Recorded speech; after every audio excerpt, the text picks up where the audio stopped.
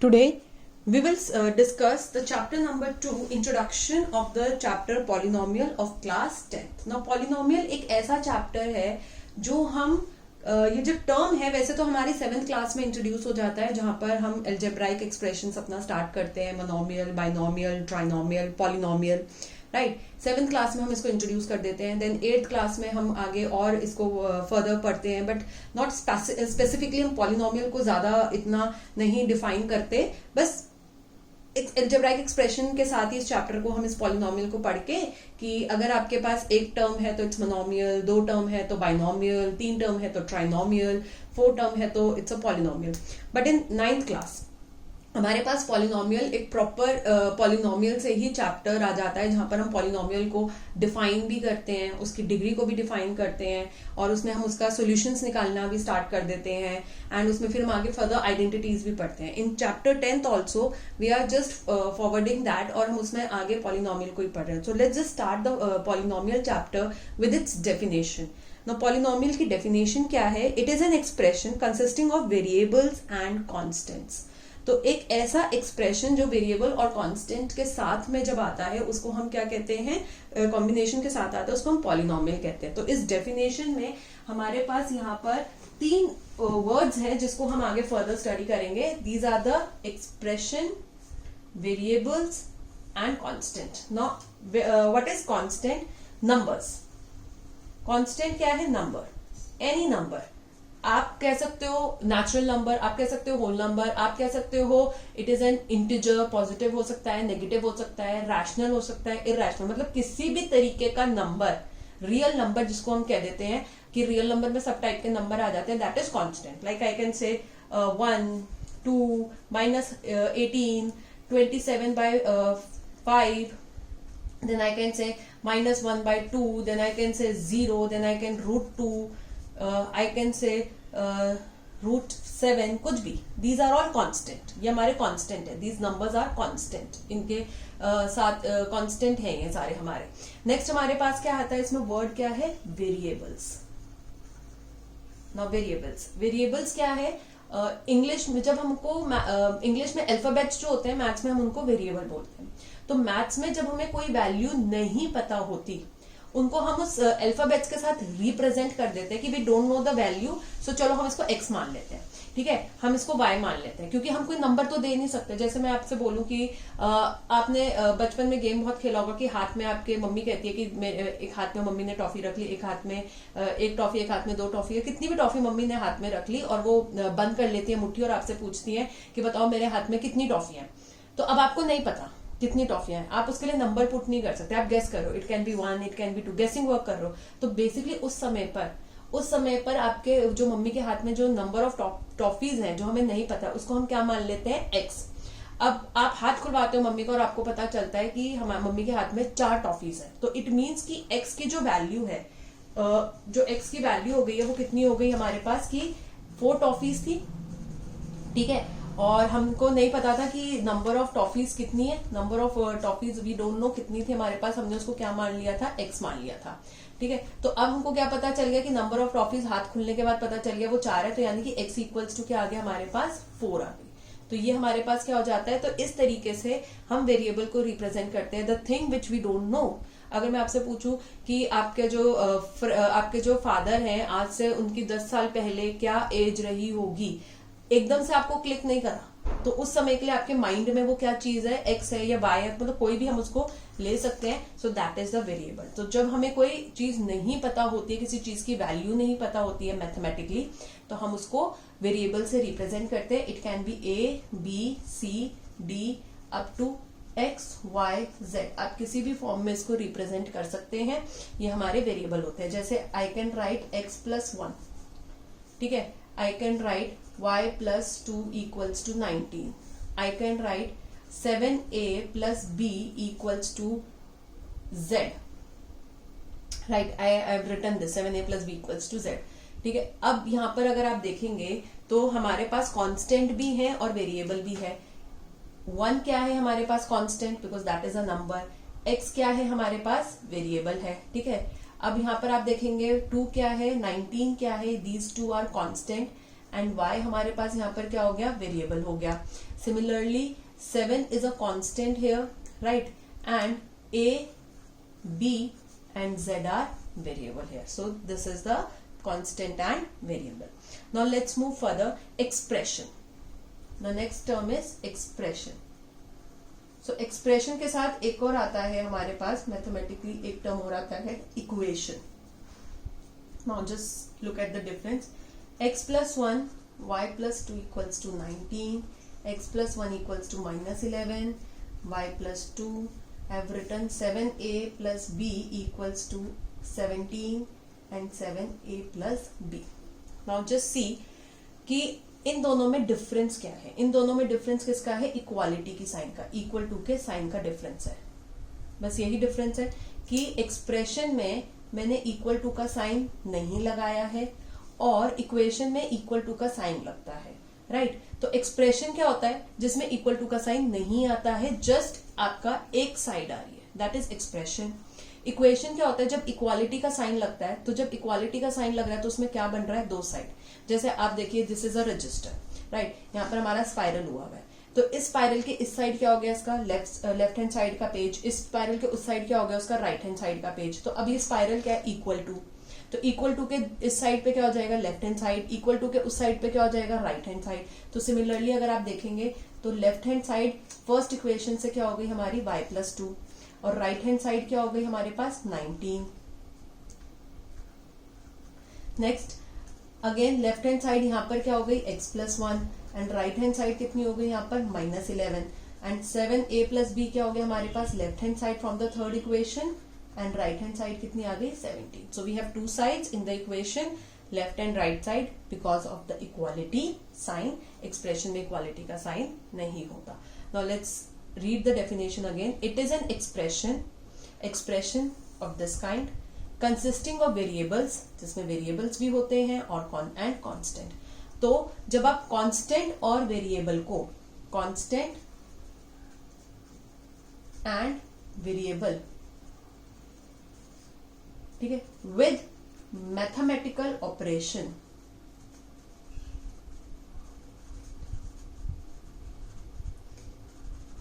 ठीक है, along with mathematical operation. सो जब आप एक एक्सप्रेशन को लिखते हैं, एक्सप्रेशन लिखते हैं आप, you are writing an expression in the expression form with constant and variable along with the mathematical operation, तो उसको हम क्या कह देते हैं, polynomial. Now what are mathematical operation, we have 4 mathematical operation, that is addition, subtraction, multiplication and division. So these are the 4 mathematical operation, addition, subtraction, multiplication and division. तो जब हम एक्सप्रेशन को constant and variable along with the mathematical operation, या तो हम plus कर रहे हैं वेरिएबल और कांस्टेंट को, या हम मल्टीप्लाई कर रहे हैं वेरिएबल और कांस्टेंट को, या हम डिवाइड कर रहे हैं वेरिएबल और कांस्टेंट को, या हम सब्ट्रैक्ट कर रहे हैं वेरिएबल और कांस्टेंट को, तो बेसिकली वो हमारे पास क्या हो जाता है, एक्सप्रेशन हो जाता है. Now let's move to the next part, that is the degree of a polynomial, right? तो डिग्री ऑफ अ पॉलिनोमियल में हमारे पास like if I have x plus 1 और y प्लस 1 और z माइनस 2 और a माइनस 3/4 इस तरीके से दे दिया जाए, ठीक है. तो यहाँ पर x की डिग्री इज पावर, x की पावर क्या है 1, यहाँ पर y की पावर क्या है 1, z की पावर 1 है और a की पावर 1 है. तो डिग्री में ऑलवेज रिमेंबर कि हम वेरिएबल जो होता है ना पॉलिनोमियल में, उसकी हाईएस्ट जो पावर होती है वो हमारी डिग्री होती है. वेरिएबल की जो हाईएस्ट पावर होती है उसी को हम डिग्री बोलते हैं. यहाँ पर वेरिएबल x है, इसकी हाईएस्ट पावर 1 है, इस वाले में y है, इसकी हाईएस्ट पावर 1 है, यहाँ पर z है, इसकी हाईएस्ट पावर 1 है, और a की हाईएस्ट पावर क्या है 1. नंबर की नहीं देख रहे हैं हम, वेरिएबल की देखते हैं. तो यहाँ पर हाईएस्ट पावर क्या हो गई हमारे पास 1, राइट. तो इसको हम क्या कह देते हैं, लीनियर पॉलिनोमियल. तो जिनकी हाईएस्ट पावर 1 होती है वो हमारे कौन से पॉलिनोमियल कहलाते हैं, linear polynomial. Next if I right x² plus 2 और x² माइनस x प्लस 13 और y² minus 4/8, right, something like this. तो यहाँ पर हाईएस्ट, यहाँ पर वेरिएबल की हाईएस्ट पावर क्या है 2, यहाँ पर भी क्या है 2, x की पावर 1 भी है, बट हाईएस्ट पावर क्या है 2। सिमिलरली यहाँ पर भी हाईएस्ट पावर क्या है 2। तो जब हमारी हाईएस्ट पावर किसी भी एक्सप्रेशन में हाईएस्ट पावर या डिग्री क्या हो जाती है हमारे पास 2, तो ऐसे पॉलिनोमियल को हम क्या कह देते हैं, क्वाड्रेटिक पॉलिनोमियल। क्या कह देते हैं हम, क्वाड्रेटिक पॉलिनोमियल।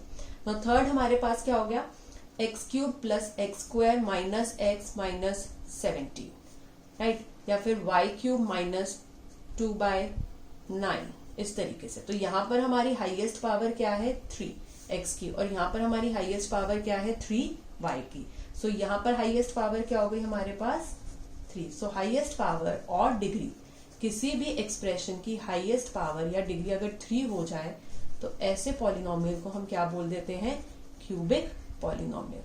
सो रिमेंबर, जब हमारी हाईएस्ट पावर 1 होती है वेरिएबल की तो उसको हम लीनियर पॉलिनोमियल बोलते हैं, जब 2 होती है तो क्वाड्रेटिक पॉलिनोमियल बोलते हैं, और जब हाईएस्ट पावर 3 होती है तो हम उसको क्यूबिक पॉलिनोमियल बोलते हैं।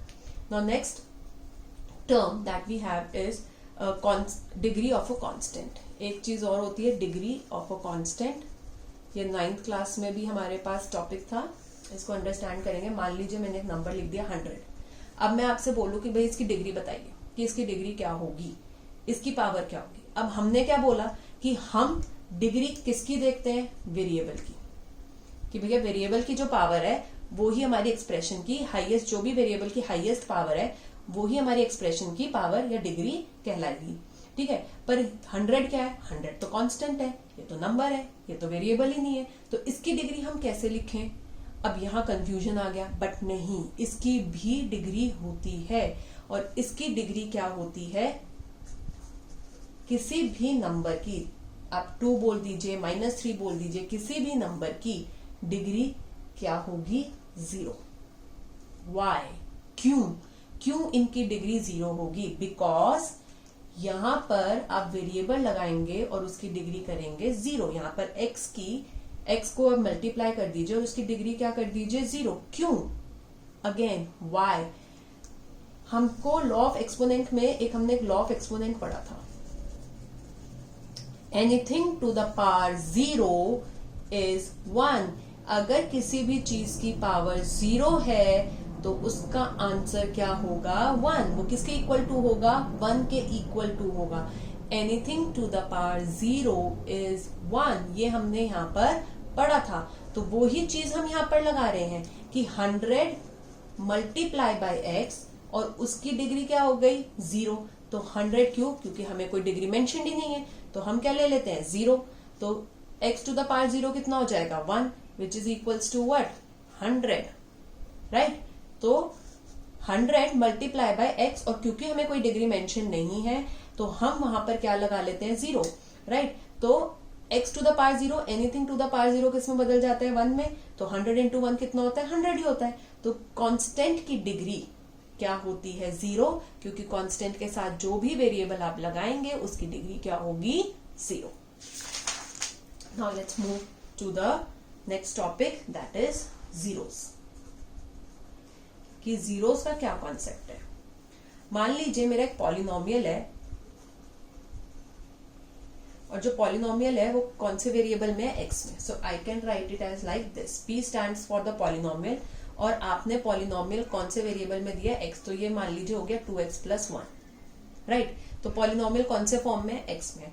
तो जीरोस क्या होगा, जीरोस होगा कि कि अगर मैं इसको ग्राफिकली सॉल्व करूं, अगर मैं इसको ग्राफिकली सॉल्व करूं तो मेरी जो ग्राफ आएगा, क्योंकि लीनियर है, यहाँ पे हाईएस्ट पावर क्या है x की 1 है, तो लीनियर है। लीनियर के लिए कैसा ग्राफ आता है, ये लीनियर पॉलिनोमियल है, तो लीनियर पॉलिनोमियल के लिए कैसा ग्राफ आता है, अ स्ट्रेट लाइन। कैसा आता है, a straight line, ST stand for the straight, a straight line, right. तो वो जो लाइन है x एक्सिस को कितनी बार कट करेगी, that will be the zeros. ये जीरोस है कि अगर मैं इसको ग्राफिकली सॉल्व करूं तो ग्राफिकली ये लीनियर पॉलिनोमियल है, हाईएस्ट डिग्री 1 है, तो कैसी आएगी, स्ट्रेट लाइन आएगी ग्राफिकली। तो वो x एक्सिस को कितनी बार कट करेगी, और जिस पॉइंट पे कट करेगी वो उसका जीरोस हो जाएगा। कितनी बार कट करेगी? 1 टाइम। वाई? क्योंकि जितनी हमारी डिग्री होती है उतने हमारे सॉल्यूशंस आते हैं। अगर मेरी डिग्री 1 है तो मेरे को 1 सॉल्यूशन मिलेगा, अगर मेरी डिग्री 2 है तो मेरे 2 सॉल्यूशंस आएंगे, अगर मेरी डिग्री 3 है तो मेरे 3 सॉल्यूशंस आएंगे। ठीक है? कैसे? जब आप एक स्ट्रेट लाइन बनाएंगे तो स्ट्रेट लाइन जो है, जब आप इसको स्ट्रेट लाइन बनाएंगे तो स्ट्रेट लाइन एक्स एक्सिस को कितनी बार कट कर सकती है? आप कैसे भी बनाइए, ये एक्स एक्सिस को या तो यहाँ कट करेगी, ठीक है, या फिर मैं इस तरीके से एक दूसरी लाइन बना दूं तो ये यहाँ कट कर रही है एक्स एक्सिस को, ठीक है। अगर आप किसी और तरीके से बनाएंगे तो एक ही बार कट होगा ना, राइट, तो एक ही सोल्यूशन आया, ठीक है। स्ट्रेट लाइन किसका आ रहा है? लीनियर का। डिग्री क्या है? 1, तो it will give only 1 solution. तो आप डिग्री से भी बता सकते हैं आपके पास कितने सॉल्यूशन आएंगे, लेकिन ग्राफिकली सॉल्व करके हम ये दिखा सकते हैं कि क्या सॉल्यूशन आएगा, मतलब जहां पे कट कर रहा है इस पॉइंट पे, so this will be the answer, इस पॉइंट पे, so this will be the answer. तो ये हमारा क्या है? जीरोस है कि कितनी बार कट हो रहा है, और जिस पॉइंट पे कट होगा उतने सॉल्यूशन आएंगे। सिमिलरली अगर मेरे पास डिग्री 2 है, लाइक 2x² + 4x, राइट, तो हाईएस्ट डिग्री क्या है यहाँ पर? 2, तो यहाँ पर कितने सॉल्यूशन आएंगे मेरे पास? 2 सॉल्यूशंस, ठीक है। अब क्योंकि इसकी जो शेप होगी, आपने स्प्लिटिंग द मिडिल टर्म पढ़ा है, स्प्लिटिंग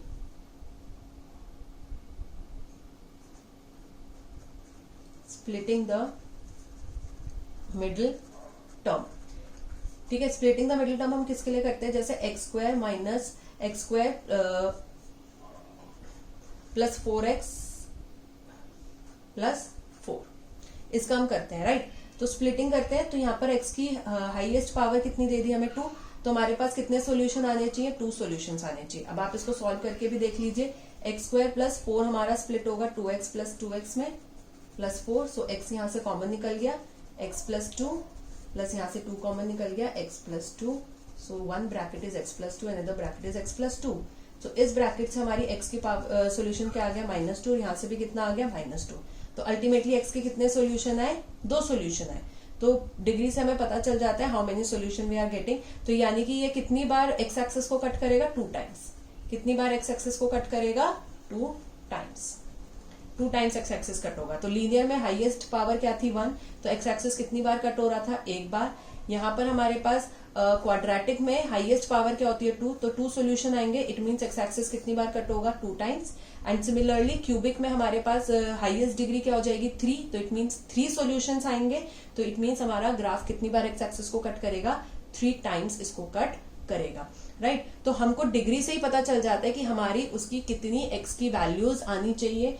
क्या ये सिर्फ x के लिए वैलिड है? नहीं। अगर मेरा polynomial, if my polynomial is in the form of y, like py मुझे दे दिया जाए, तो 2y + 14, ठीक है। तो अब y जो है लीनियर है, तो यानी कि y एक्सिस, क्योंकि ये y के फॉर्म में है तो y एक्सिस कट होंगे। तो यहाँ पर हाईएस्ट डिग्री क्या है? 1, तो y के कितने सॉल्यूशन आएंगे? 1, इट मींस y एक्सिस कितनी बार कट होगा? 1 टाइम। तो 1 सॉल्यूशन, एंड y एक्सिस कितनी बार कट होगा? 1 टाइम y एक्सिस कट होगा। सिमिलरली हाईएस्ट डिग्री अगर 2 है तो मेरे कितने सॉल्यूशन आएंगे? 2 सॉल्यूशन आएंगे y के लिए, तो 2 टाइम्स हमारा क्या होगा? y एक्सिस कट होगा। एंड अगर मेरी हाईएस्ट डिग्री 3 है तो मेरे 3 सॉल्यूशन आएंगे और 3 टाइम्स हमारा y एक्सिस कट होगा। इसी तरीके से अगर आपकी हाईएस्ट डिग्री 4 है तो how many solution you will get? 4 solution you will get. So this is the introduction of the polynomial. If you like the video, so please do like, share and subscribe my YouTube channel. Also comment in the comment section below. आपको जो भी बताना है वो लिख सकते हैं वहाँ पर. And also press the bell icon ताकि जब भी हम न्यू वीडियो अपलोड करें तो आपको उसका नोटिफिकेशन आ जाए. Thank you so much.